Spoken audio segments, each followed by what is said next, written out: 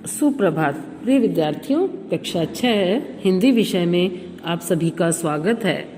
बेटा आज हम जो है अपनी पाठ्य पुस्तक मेधा के पाठ 13 पानी है अनमोल नामक नाटक का भाग 1 पढ़ेंगे और समझेंगे। इस नाटक में रोचक तरीके से जल की बर्बादी और बेकदरी की ओर इशारा किया गया है।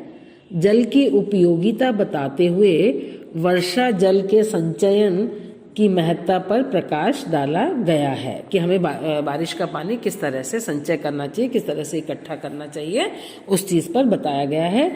यह भी बताया गया है कि जल की बचत करना हमारा सामूहिक कर्तव्य, हम सबकी जिम्मेदारी है। पहला दृश्य है ना, तो विक्रम की पीठ पर बैताल सवार है। विक्रम उसका हाथ कसकर थामे हुए है। बेताल, तू मेरा पीछा छोड़ दे। विक्रम, मैं तेरे हाथ नहीं आने वाला। फिर विक्रम कहता है, मैं तुझे नहीं छोड़ूंगा बेताल। तू मुझे हर बार धोखा देकर चला जाता है, लेकिन तुझे इस बार नहीं छोड़ूंगा। फिर बेताल कहता है, विक्रम, रास्ता बहुत लंबा है और रास्ते को काटने के लिए मैं तुझे एक कहानी सुनाता हूँ। कहानी सुनाने से पहले तुझे एक गांव में लिए चलता हूँ। फिर मैं तुझसे एक सवाल पूछूंगा। यदि तूने सही जवाब दिया तो ठीक है, पर जवाब गलत हुआ या तुमने जवाब नहीं दिया तो मैं तुझे छोड़कर चला जाऊंगा। समझ गए ना? ये कौन बोल रहा है बेटा? बेताल बोल रहा है। किससे? विक्रम से। और फिर विक्रम कहता है, ठीक है बेताल। बेताल कहता है, तो चल एक गांव में चलते हैं। फिर अब ये एक दृश्य खत्म हो जाता है बेटा। उसके बाद है दूसरा दृश्य। गांव में अकाल पड़ा हुआ है, पानी की बहुत समस्या है। लोग एक जगह इकट्ठे होकर पानी के सरकारी टैंकर का इंतजार कर रहे हैं।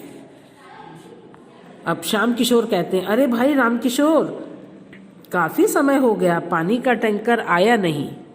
राम किशोर कहते हैं, रास्ते में कहीं दूसरे गांव वालों ने खाली करवा लिया होगा। तो ये कहानी सुना रहे कौन? बेताल, है ना। अब गांव वाले चिंतित हो जाते हैं तथा ऊपर बादलों की तरफ देखकर भगवान से प्रार्थना करते हैं। ग्रामवासी, गांव के लोग कहते हैं, मेह बाबा जल्दी आ। बादलों से कहते हैं, तुम जल्दी आओ। मेह मैंने बादल, है ना। राम किशोर, मेह बाबा तो हर वर्ष आता है, पर जब तक वर्षा रहती है तब हम अपने घरों में पानी के मटके भरकर रखते हैं और वर्षा खत्म होने के बाद वही स्थिति हो जाती है। अब श्याम किशोर कहते हैं, अब तो हम सबको पानी के बारे में गंभीरता से सोचना होगा। ये आपस में ही बात कर रहे हैं ये लोग। राम किशोर कहते हैं, वो कैसे? तो श्याम किशोर कहते हैं, वर्षा होने पर वर्षा के पानी को एकत्रित करके जिसे बाद के मौसमों में प्रयोग में लिया जाए, है ना। इस तरह से हम पानी को इकट्ठा कर सकते हैं। कौन से पानी को? बारिश के पानी को, वर्षा के पानी को। राम किशोर कहते हैं, इसके लिए क्या करें? तो श्याम किशोर कहते हैं, अरे भाई, अपने गांव का तालाब है ना, उसकी सफाई की जाए। एक ग्रामवासी आके कहता है, इसके लिए पैसे कौन देगा? श्याम किशोर कहते हैं, यह तो अपना खुद का काम है, अपने काम के लिए कैसा पैसा? राम किशोर कहते हैं, हाँ हाँ, यह तो अपना खुद का काम है।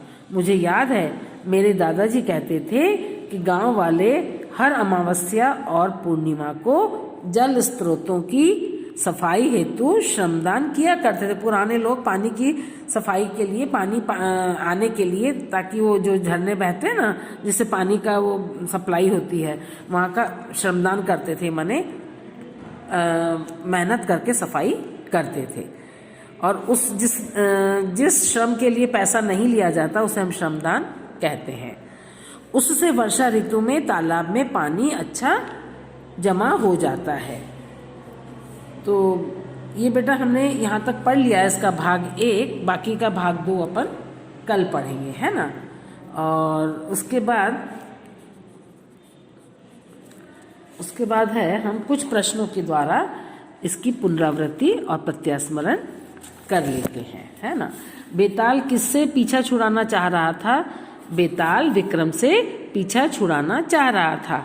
गांव वाले एक जगह इकट्ठे होकर किसका इंतजार कर रहे थे? गांव वाले एक जगह इकट्ठे होकर पानी के सरकारी टैंकर का इंतजार कर रहे थे। बेताल कहानी सुनाने से पहले विक्रम को कहाँ ले गया? बेताल कहानी सुनाने से पहले विक्रम को एक गांव में ले गया। हम सबको पानी के बारे में गंभीरता से सोचना चाहिए। श्याम किशोर ने ऐसा क्यों कहा?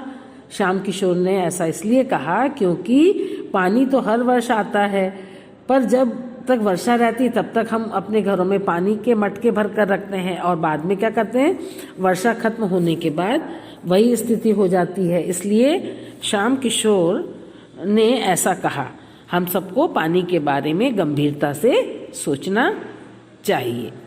चलिए ठीक है बेटा, अब ये हमारा आज की कक्षा यहीं समाप्त होती है। बाकी का भाग 2 अपन कल पढ़ेंगे और समझेंगे। आपका गृह कार्य यही है। इसका भाग 1 आप बहुत ध्यान से पढ़ेंगे और इसमें से 4 या 5 प्रश्न बनाकर रफ कॉपी में उसके उत्तर लिखेंगे। धन्यवाद।